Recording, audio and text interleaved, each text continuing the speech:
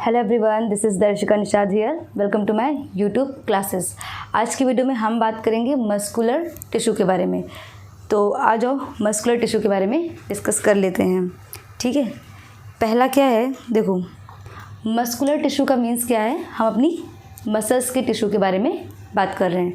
तो सबसे पहले इसका ओरिजिन कहाँ पे हुआ, तो ओरिजिन आपको पता है मेसोडर्मल टिश्यू। ठीक है, मेसोडर्मल सेल से मस्कुलर टिश्यू का ओरिजिन हुआ है।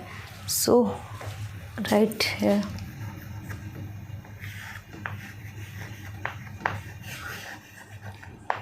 ओरिजिन कहाँ से हुआ है, मेसोडर्मल टिश्यू।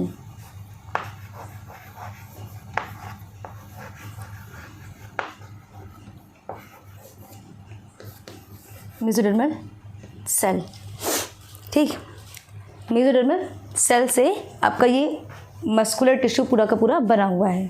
ठीक है, इसके बाद क्या करता है, can cause movement and locomotion. Muscular tissue क्या करता है कि आपकी बॉडी में जितना भी मूवमेंट हो रहा होता है वो मूवमेंट और लोकोमोशन कॉज करता है। अभी मूवमेंट क्या होता है, मूवमेंट का मतलब लाइक दिस।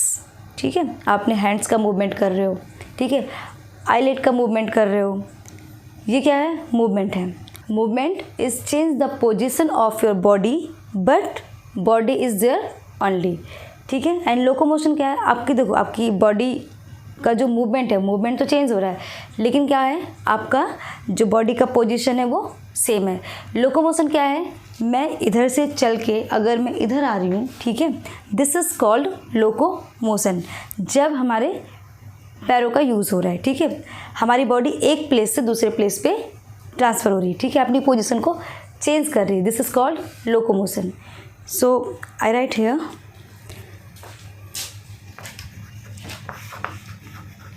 कैन कॉज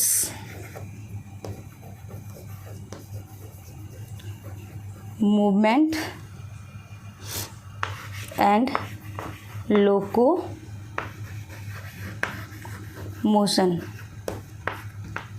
इसके बाद क्या करता है, can cause contract and relax.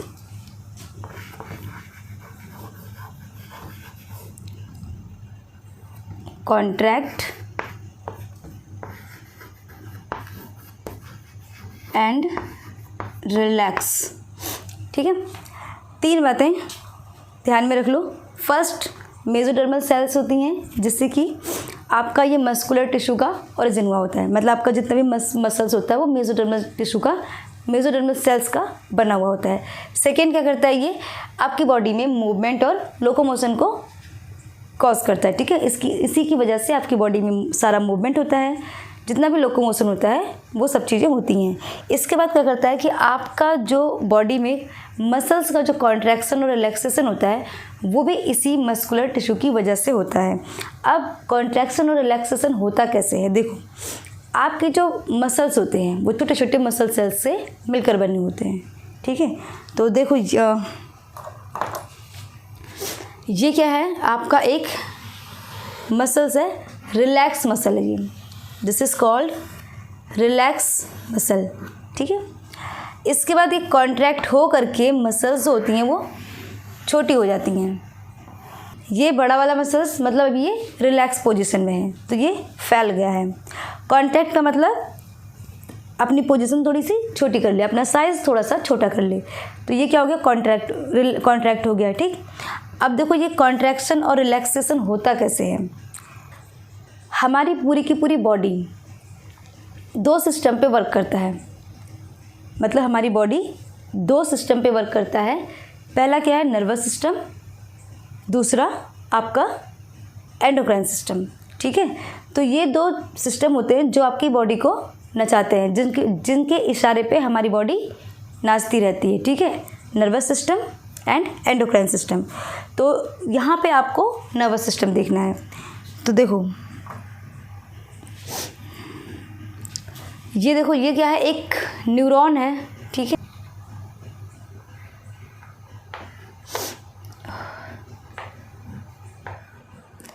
This is neuron cell. ठीक है,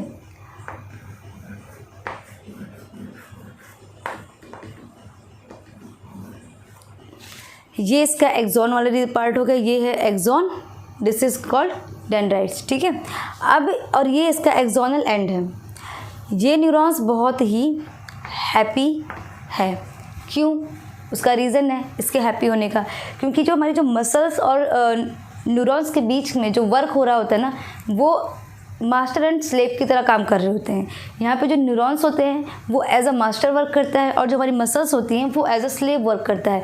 मतलब इसी के इशारे पे मसल्स हमारी नाचती हैं। अगर ये कहेगा तो ये कॉन्ट्रैक्ट होंगी, अगर ये कहेगा तो ये रिलैक्स होंगी। तो क्या करता है, देखो ये करता क्या है कि कुछ न्यूरोट्रांसमीटर सिक्रेट करता है। एक केमिकल्स होते हैं, ठीक है, केमिकल्स होते हैं जो कि एक्सोनल एंड से सिक्रेट हो रहे होते हैं, जिसे हम क्या बोलते हैं, न्यूरोट्रांसमीटर। इस केमिकल का नाम है न्यूरोट्रांसमीटर्स,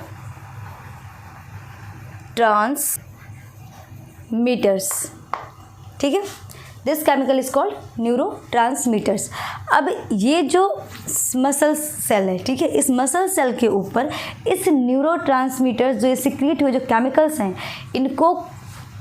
इनके लिए एक स्पेसिफिक रिसेप्टर्स लगे होते हैं, प्रोटीन के बने हुए, ठीक है। ये ऐसे देखो, यहाँ पे कुछ स्पेसिफिक रिसेप्टर्स होते हैं एक स्पेसिफिक न्यूरोट्रांसमीटर्स के लिए, और इनके ऊपर ये आकर के जितने भी न्यूरोट्रांसमीटर्स होते हैं वो अटैच्ड हो जाते हैं। इस तरीके से आकर के अटैच्ड हो जाते हैं, लाइक दिस। ये रिसेप्टर्स किसके बने होते हैं? प्रोटीन्स के बने होते हैं, ठीक है। न्यूरोट्रांसमीटर्स के जो है, जो भी केमिकल जो न्यूरॉन्स सिक्रेट कर रहा है वो आकर के इस पर अटैच्ड होंगे। एक स्पेसिफिक न्यूरोट्रांसमीटर के लिए एक स्पेसिफिक रिसेप्टर का होना ज़रूरी है।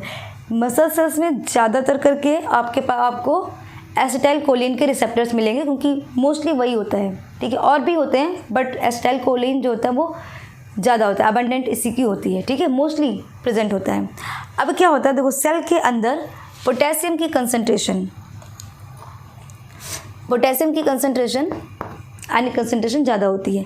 सेल के बाहर कौन होता है? सोडियम। सेल के बाहर सोडियम की कंसंट्रेशन होती है।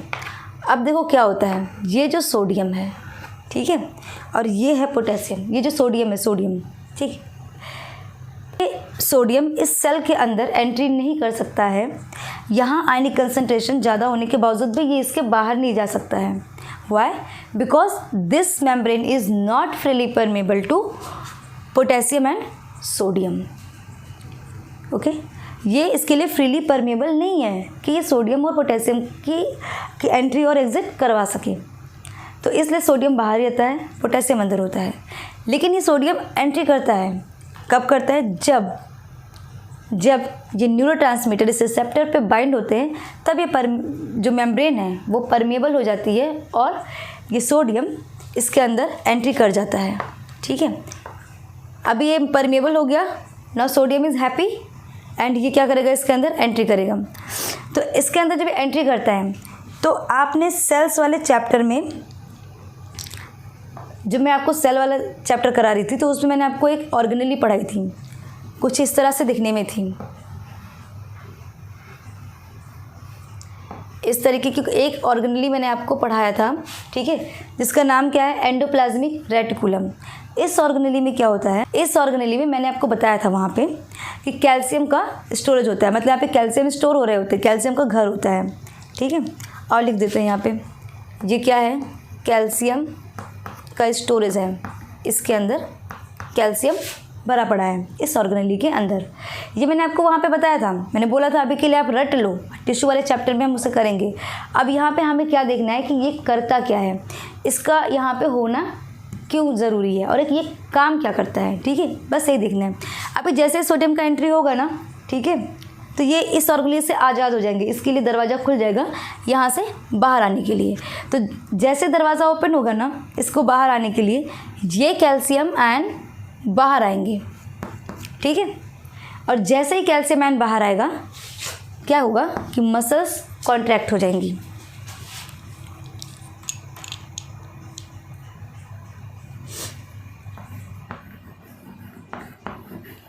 Muscles contract. ठीक है, देखो क्या क्या हुआ, एक बार दोबारा से देख लो। ठीक है, फिर हम यहाँ लिख लेते हैं। फर्स्ट स्टेप क्या था कि न्यूरोट्रांसमीटर सिक्रीट हुए, कहाँ से, न्यूरॉन से। ठीक है, सेकेंड स्टेप क्या हुआ, ये जब सोडियम की एंट्री होती है ना इसके अंदर, इस प्रोसेस को हम बोलते हैं डीपोलराइजेशन। जब ये मेम्ब्रेन परमिएबल हो जाती है ना, ये जो मेम्ब्रेन है जब ये परमिएबल हो जाती है तो इसको हम बोलते हैं डीपोलराइजेशन या फिर एक्साइटेशन। ये यहाँ पे मैं लिख देती हूँ।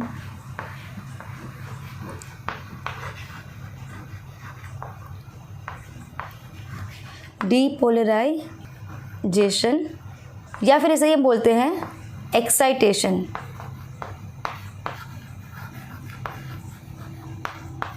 सोडियम की जो एंट्री के प्रोसेस है, जब इस सोडियम की एंट्री के प्रोसेस को हम बोलते हैं डीपोलराइजेशन या फिर एक्साइटेशन। जैसे सोडियम इसके अंदर एंट्री करेगा, इस सोडियम की एंट्री होते ही ये जो कैल्शियम आयन है इस ऑर्गेनेली से, ER से ये बाहर निकल गया। इस ऑर्गेनेली का नाम है ER, एंडोप्लाज्मिक रेटिकुलम। मैंने आपको सेल वाले चैप्टर में करवाया था। ये यहाँ से कैल्शियम आयन बाहर आएगा। कैल्शियम आयन के बाहर आते ही मसल्स क्या होंगी, कॉन्ट्रैक्ट हो जाएंगी। कॉन्ट्रैक्ट होकर के छोटी हो जाएंगी, लाइक दिस। ओके, अब देखो कुछ बातें और देख लो इसमें क्या क्या है। इसको हमने क्या बोला, न्यूरॉन है हमारा। ठीक है, तो सुनो, इसे मोटर न्यूरॉन बोलते हैं। हमारी बॉडी में 3 तरह के न्यूरॉन्स होते हैं। मान लो आपके किसी फ्रेंड ने आपको एक चाटा मारा खींच के। ठीक है, तो आपके ये जो सेंसरी ऑर्गन्स है ना आपके, वो आपके ब्रेन तक ये सिग्नल पहुंचाएंगे कि आपके फ्रेंड कि आपको चाटा लगा है, वो भी खींच के। ठीक है, तो कुछ करो। तो जो आपके ब्रेन होता है ना, ब्रेन यहाँ पे आपके एनालिसिस करने के लिए कुछ सिग्नल्स लगे होते हैं, जो यहाँ पे एनालिसिस न्यूरॉन्स होते हैं, एनालाइज करते हैं। उसको लगेगा कि चाटा लगा है। ठीक है, फिर वो एनालाइज करेगा कि आपका फ्रेंड है, उसको मना कर दूँ या फिर कोई ऐसा फ्रेंड इसको खींच के एक और चाटा में दे दूँ। ठीक है, तो ये आपका एनालाइज करता है। एक और होता है मोटर न्यूरॉन, जो कि अगर आपको आपके फ्रेंड को मना करना है कि चाटा मत मारो, उसे रोकना है, तो वो आपके मसल्स को सिग्नल देगा स्टॉप करने के लिए। ठीक है, कि मत मारो। तो ये क्या है, मोटर न्यूरॉन। जब आपका न्यूरॉन मसल्स को सिग्नल दे तो वो क्या होगा, उस न्यूरॉन्स को हम क्या बोलेंगे, motor neuron. This is called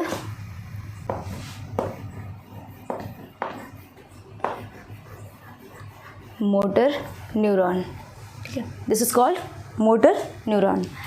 अब ये जो स्पेस है जहाँ से ये न्यूरोट्रांसमीटर, ये इसका एक्सोनल एंड से जो सिक्रीट हो रहा है न्यूरोट्रांसमीटर, ठीक है, ये केमिकल और मसल्स तक आने तक का ये जो जंक्शन है, इसको हम बोलते हैं न्यूरोमस्कुलर जंक्शन। कहाँ लिखूँ मैं, आओ यहाँ लिख देते हैं। देखो, इसको बोलते हैं NMJ भी बोलते हैं, न्यूरोमस्कुलर जंक्शन। ठीक है, मेरे पास इतना स्पेस नहीं है तो फिर आप इतने में ही कर लो। Neuromuscular junction. देखो, अगर सिनैप्स और सिनैप्स, मतलब सिनैप्स कब बोलेंगे हम, अगर न्यूरॉन से एक न्यूरॉन से दूसरे न्यूरॉन के बीच का जो जंक्शन है, ठीक है, उसके बीच अगर कनेक्शन हो रहा है तो उसे क्या बोलेंगे हम, सिनैप्स। यहाँ पे न्यूरॉन से मसल्स के बीच में कनेक्शन है तो इसलिए इसको हम क्या बोलेंगे, न्यूरोमस्कुलर जंक्शन। न्यूरोमस्कुलर जंक्शन क्या होता है बेटा, ये इससे ना एक बीमारी भी कॉज होती है, माइस्थेनिया ग्रेविस। ठीक है, जिसमें क्या होता है, ये अपने ही रिसेप्टर को तोड़ने लग जाते हैं। ठीक है, अपने रिसेप्टर को तोड़ देंगे तो क्या होगा, ये जो न्यूरोट्रांसमीटर्स हैं ये इस पर अटैच नहीं होंगे, डीपोलराइजेशन नहीं होगा, मतलब सोडियम की एंट्री नहीं होगी, कैल्शियम आयन रिलीज नहीं होगा। ठीक है, उसके बाद मसल्स कॉन्ट्रैक्ट नहीं होंगी। ठीक है, तो देखो फर्स्ट स्टेप में क्या हुआ आपका, ये न्यूरोट्रांसमीटर का सिक्रेशन हुआ फ्रॉम न्यूरॉन। ठीक है, सेकेंड स्टेप में आपका क्या हुआ, ये सेकेंड स्टेप आपका हुआ डीपोलराइजेशन का या फिर एक्साइटेशन का, जिसमें कि मेम्ब्रेन परमिएबल हो गई और सोडियम आयन की एंट्री हो गई मसल सेल्स के अंदर। थर्ड स्टेप में क्या हुआ, release of calcium ion from ER। ठीक है, जैसे ही ये एंट्री करेगा ये भी खुश और ये भी खुश, यहाँ से इसको आने के लिए आज़ादी मिल गई कैल्शियम आयन को और ये बाहर आ गए। फोर्थ स्टेप क्या है बेटा, फोर्थ स्टेप इज कि मसल्स कॉन्ट्रैक्शन। फोर्थ स्टेप क्या हो गया, मसल्स कॉन्ट्रैक्शन, मसल्स क्या होंगी, कॉन्ट्रैक्ट हो गई। ये आपका हो गया क्या, मसल्स कॉन्ट्रैक्शन। आओ इधर लिख लेते हैं। देखो इसमें जो फर्स्ट स्टेप होगा कॉन्ट्रैक्शन में, फर्स्ट स्टेप में क्या होगा, release of neurotransmitter.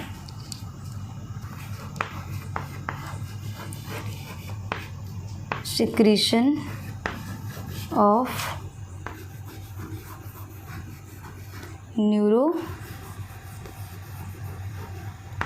Transmitters.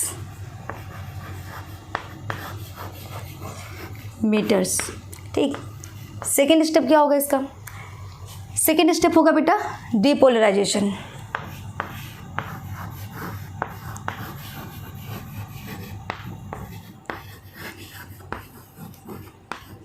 Depolarisation या फिर एक्साइटेशन। थर्ड स्टेप क्या होगा, release of calcium ion.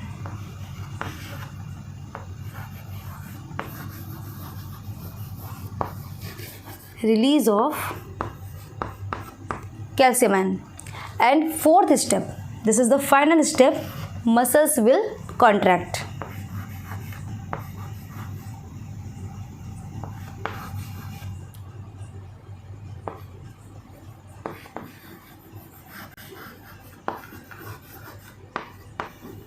muscles contraction, ठीक है। This is the 4 step process. Muscles contraction के ये 4 स्टेप हैं, ठीक है। अब एक बार हम रिवाइज कर लेते हैं इसको, एक बार हम रिवाइज करते हैं। देखो ये क्या है बेटा, मोटर न्यूरॉन। मोटर न्यूरॉन से क्या हुआ, कुछ एक केमिकल सिक्रेट हुआ जिसको बोलते हैं न्यूरोट्रांसमीटर। ये न्यूरोट्रांसमीटर जो होंगे ये एक प्रोटीन से बने हुए रिसेप्टर पे जाकर के अटैच्ड होंगे, जिसकी वजह से ये जो मेम्ब्रेन जो कि अभी नॉन परमेबल है, किसके लिए, सोडियम एंड पोटेशियम के लिए, वो परमेबल हो जाएगी। इसके परमेबल होने के बाद डीपोलराइजेशन होगा। डीपोलराइजेशन का मतलब सोडियम आयन की एंट्री होगी and this process is called depolarisation और एक्साइटेशन। एंड इसके बाद क्या होगा, यहाँ से एंडोप्लाज्मिक रेटिकुलम जो एक ऑर्गेनेली है ये कैल्शियम आयन को रिलीज करेगा। रिलीज करने के कैल्शियम आयन के रिलीज होने के बाद मसल्स विल कॉन्ट्रैक्ट, ठीक है। This is the process of muscles contraction. Relaxation क्या होगा, रिलैक्सेशन में क्या होगा बेटा, इसका जस्ट अपोजिट कर दो आप। क्या होगा, ये जो न्यूरॉन्स हैं ये क्या करेंगे, अपना जो केमिकल है उसको सिक्रीट करना बंद कर देंगे। इवन यहाँ के जो केमिकल्स हैं इन्हें भी वापस अपने यहाँ बुला लेंगे, वापस आ जाओ, कोई सिक्रीशन नहीं करनी है, हमने कोई केमिकल नहीं देना इधर, ठीक है। तो ये वापस चले गए। जैसे ये वापस जाएंगे, ये जो मेम्ब्रेन जो कि अभी डीपोलराइज्ड हो गई है, परमेबल से परमेबल हो गई थी, वो वापस से क्या हो जाएगी, इम्परमेबल हो जाएगी सोडियम एंड पोटेशियम की एंट्री के लिए। और यहाँ से फिर क्या, सोडियम की एंट्री बैन हो जाएगी, नहीं आ पाएगा सोडियम इसके अंदर, ठीक है। उसके बाद फिर क्या है, जब इतना हो जाएगा तो ये जो ये ऑर्गेनेली है ER एंडोप्लाज्मिक रेटिकुलम, ये अपने कैल्शियम आयन को वापस बुला लेगी, ठीक है। ये भी अपना कैल्शियम आयन रिलीज़ करना बंद कर देगी। और इवन जो कैल्शियम आयन यहाँ पे मसल सेल्स में हैं, बाहर आए हुए थे, इन्हें भी वापस बुला लेगी कि वापस आ जाओ घर, अब बाहर कोई आज़ादी नहीं है, ठीक है, बाहर नहीं जाना है, अंदर आ जाओ। फिर क्या होगा, ये मसल्स जो यहाँ पे कॉन्ट्रैक्ट हुई थी वो ऐसे रिलैक्स होकर के फैल जाएंगी। Are you clear? I hope you are clear. इतनी बात आपको समझ में आ गई। जो ये मस्कुलर टिश्यू है, इसके टाइप्स हैं, 2 टाइप्स का मस्कुलर टिश्यू है, एक इनवॉलेंट्री एक वॉलेंट्री। ये हम नेक्स्ट क्लास में डिस्कस करेंगे। आज के लिए बस इतना ही काफ़ी है। एक बार ये आप इसको रिवाइज कर लो कि इसका ओरिजिन कहाँ से हुआ है, मेसोडर्मल सेल से हुआ है। मस्कुलर जो भी मसल्स होती हैं वो क्या करती हैं, मूवमेंट और लोकोमोशन में आपको हेल्प करती हैं, ठीक है। इनकी वजह से आपके जो मसल्स होती है वो कॉन्ट्रैक्ट होती है, रिलैक्स होती हैं, ठीक। ये आपको कॉन्ट्रैक्शन एंड रिलैक्सेशन का मैंने आपको प्रोसेस बता दिया। यहाँ पे आपने कॉन्ट्रैक्शन एंड रिलैक्सेशन का आपने प्रोसेस डिस्कस कर लिया। So I hope you are very very clear. If you have any doubt feel free to ask in comment section.